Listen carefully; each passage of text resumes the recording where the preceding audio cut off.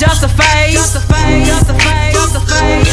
I'm a tomboy, not just a phase.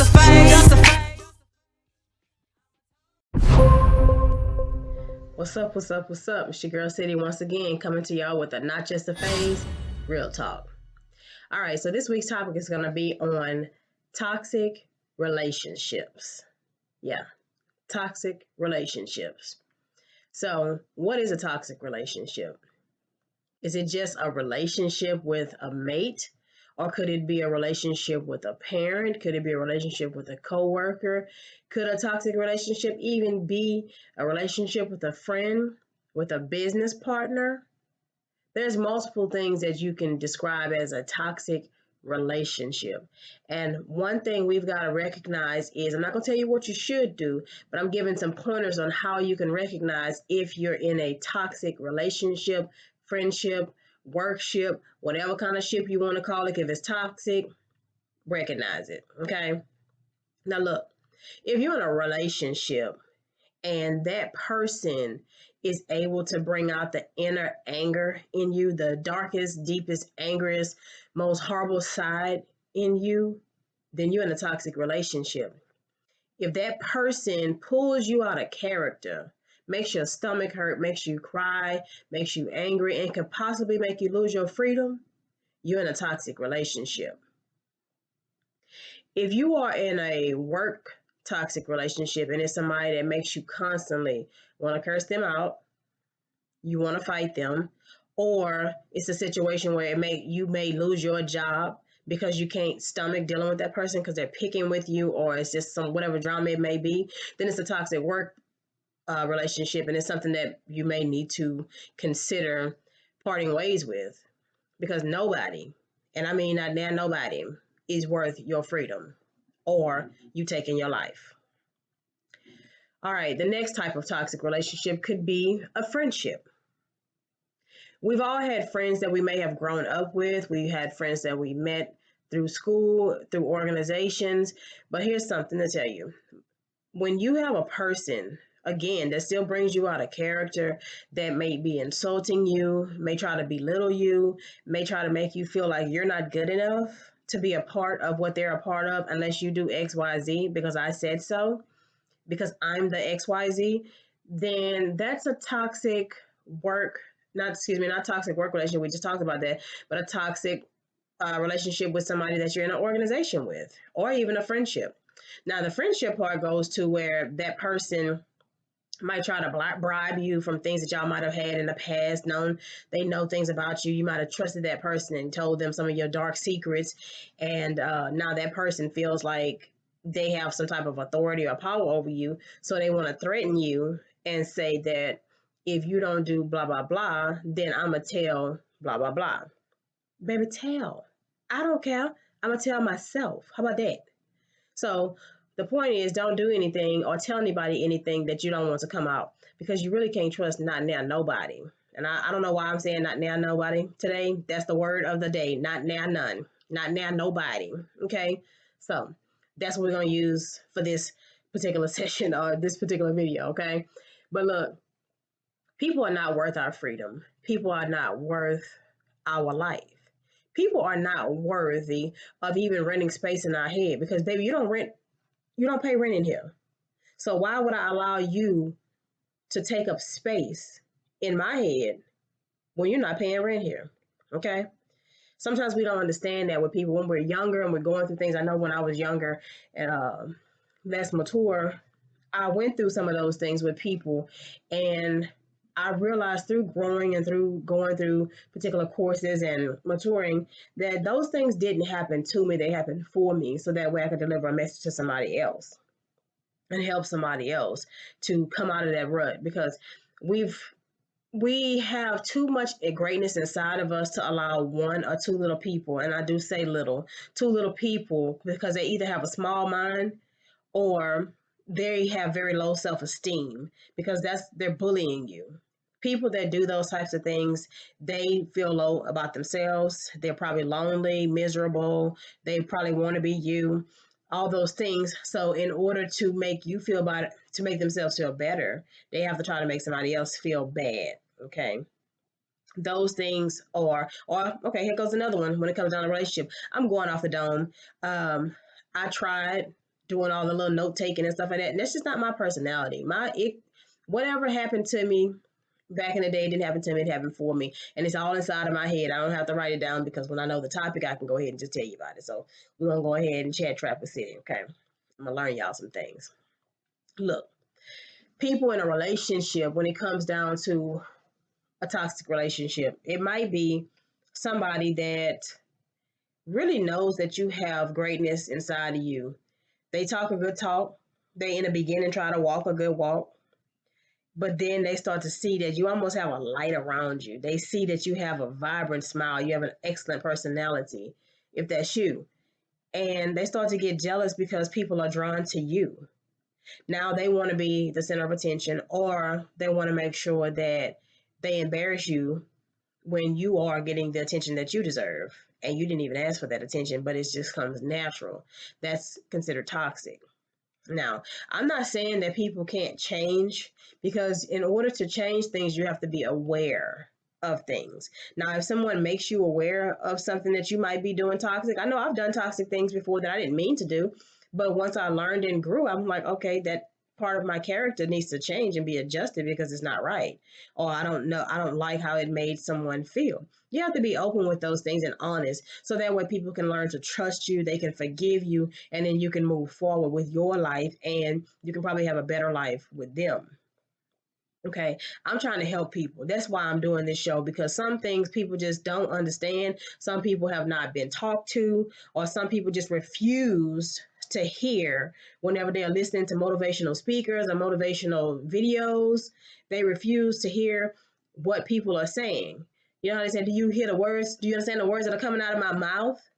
The words that are coming out of my mouth is, if you're toxic or you're in a toxic relationship, the first thing to changing it is to become aware. Okay. Once you become aware of the circumstance or the situation that you are in or that you may be creating, then you have the opportunity to change it. But it's up to you. Can't nobody whip you. Can't nobody dog you out. They can say whatever they want to say. They can put their hands on you, but they still cannot make you change. It all starts with you. Okay? You.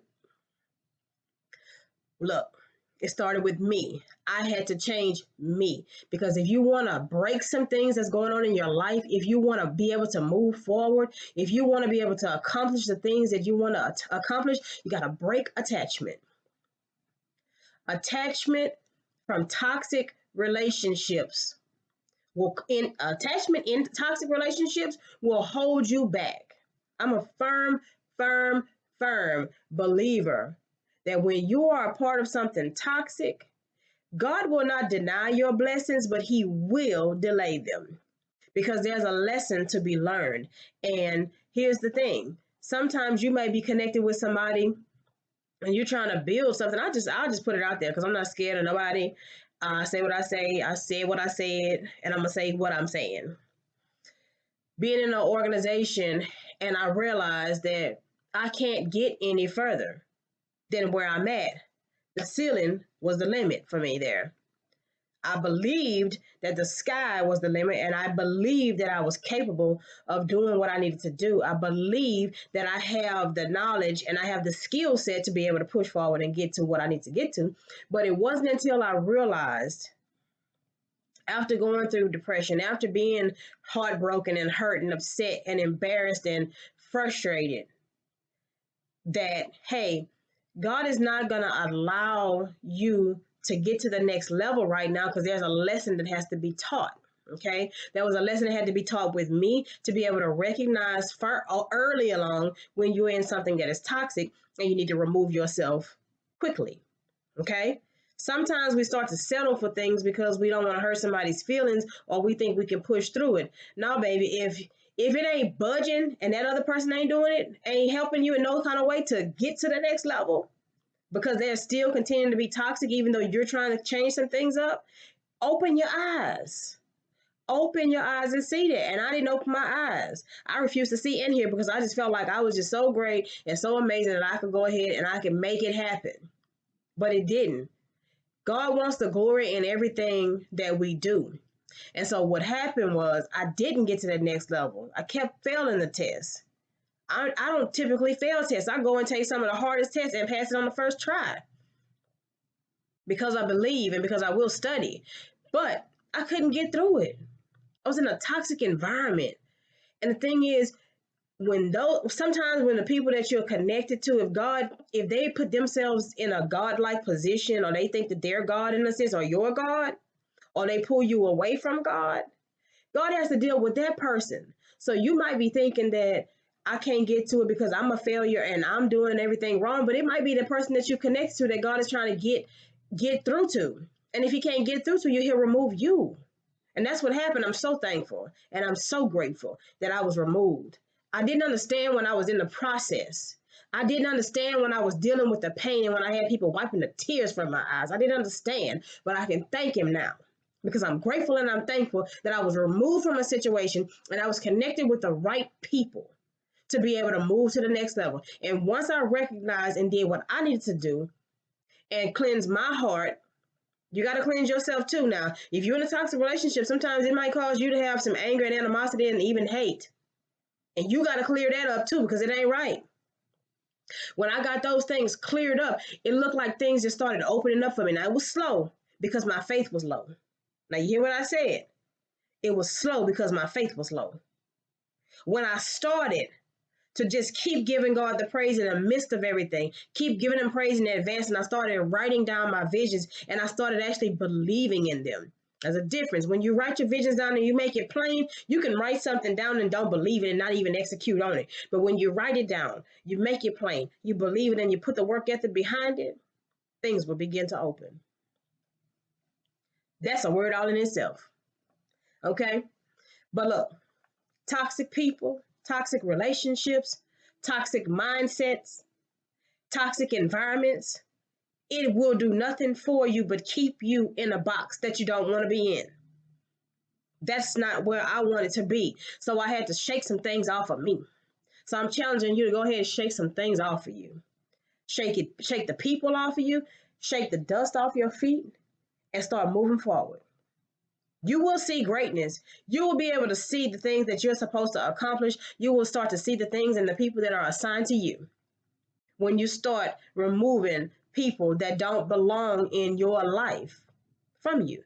Now, I'll tell you this. I'm going to even go a little bit further because somebody might be saying, okay, well, what happens with this, when these people out your life? Or how do I do it? I believe in prayer. I've already talked to y'all about this, and I've already said multiple times, and I said that I'm going to say this each and every time. If you don't like what I'm saying, don't watch the show. If I'm not talking to you, this ain't for you. But if it's for you, I'm talking to you. Okay? So, when it comes down to praying for things and asking God for things and to remove certain things and to show you stuff, especially when it comes down to removing toxic people or removing you from a toxic environment or giving you an answer, I firmly believe that you have to be specific in your prayer. But also, I remember, asking God to remove if certain people weren't supposed to be a part of my life, even in past relationships. If this person is not supposed to be in my life, God remove this person. But what I did not do is I didn't ask God to help me to deal with his will. If it's God's will, and I would say, God, if it's your will, remove this person from my life. But what I didn't do is I didn't ask God to give me the strength to deal with his will. Now I'm going to get deep for a minute. Meaning, you may have your emotions all wrapped up in somebody and all tied up into that one particular person or that one particular thing. It could be a job, it could be an organization, it could be a relationship, whatever it may be. But when God says this ain't you ask me if it's not my will, or if it's your will, God, remove this person. You did ask me that, and I answered you. But you didn't ask me to give you the strength to deal with the situation. Because now, once he shows you what he has for you and he removes certain things for you, do you have the strength to deal with it? Or are you going to be that person that's heartbroken and broke down and crying and claiming the spirit of depression over yourself? Are you going to be that person that's now you feel like you can't cope without that person? You were born in the world by yourself. Even if you were twin, y'all seconds apart or minutes apart, you still was born by yourself. That was my lips kind of did like off of that show, that movie. I can't think of the thing on a movie right now. Forever. The Sandlot. I don't know why I thought about that, but anyway, moving forward. Look, when you get the strength to walk away from something, hold your head up. Let God help you to move to the next level of wherever He has you to be. But if you don't have the strength to deal with it, like I was telling y'all, I remember just being, I look back at some of the relationships and some of the moments in my life, and I just like, Lord have mercy, I was just so silly. And I can't believe that I wasted so much time even grieving over certain people that ain't grieving over you. They done moved on. They doing something the very next day. But we sitting here, I'm like, I'm sitting here laying on my cousin's couch and all upset and crying and miserable and can't think, can't eat. You lose the best weight. You lose the most weight whenever you're all depressed and stuff, and that's dumb. I'm not saying you're dumb. I'm thinking about the situation that I went through was dumb. I'm talking about me right now. I was just like, that was so dumb to put all that time and energy that I would never get back. We never get time back. We never get days, minutes, seconds back. So if you're in something with somebody that can't celebrate you, that can't respect you, that can't appreciate you, that can't show you a hand clap, can't just say something nice to you, can't give you a hand clap, can't say something nice to you whenever you accomplish something that you feel that is good in your eyes, then you might be in a toxic relationship. But if you're that person too, we're gonna flip it. If you're that person that can't ever say anything nice to your mate, if you're that person that can't compliment and you always got to find something to tear them down to make them second guess themselves, if you're that person that always has to be the loud one in the group to make other people feel small, if you're the person that's a manager and you always have to make your employees feel like do as I say do, not what I'm doing. If you're the leader in an organization and you make people feel as if they're beneath you and you think in your mind that people have to do what you say do when they paid money to be a part of an organization, then you're insane. That's insanity to do those things, and you're the part of the problem. You're being toxic. And there's only one thing to do. You have to be aware to change it. Now, you can be aware that you're that way and still don't want to change, and that's fine. But you won't get the changes and the results that you want. I'm going to keep it real. And that's why this thing is not just a phase, real talk show. We got to change some things. I've been on both sides and recognize that that is not right. So I don't want to be the person that's contributing to somebody else feeling bad about themselves. And I'm definitely not going to be on the receiving side of somebody thinking they can treat me or talk to me any kind of way. I got one mama. So do you. Whether they dead or alive, at the end of the day, we all had one. And don't nobody that's an adult have the right to talk to you or treat you any kind of way. No, especially if you're an adult, I'll be damned if I'm gonna allow myself to feel small so somebody else can feel like they're on top of the world. So my message today is recognize what side of the toxic relationship that you're on. If you're being the toxic person, if you're the one that's delivering a toxic environment, a toxic relationship, delivering a toxic household, it's okay to change it, but you have to be aware and ask people for forgiveness. You can't just change. That's another thing. Oh, this is annoying to me. I hate when people say I'm just working on my actions. I'm changing through my actions. Yeah, people can see it, but people also can appreciate an apology.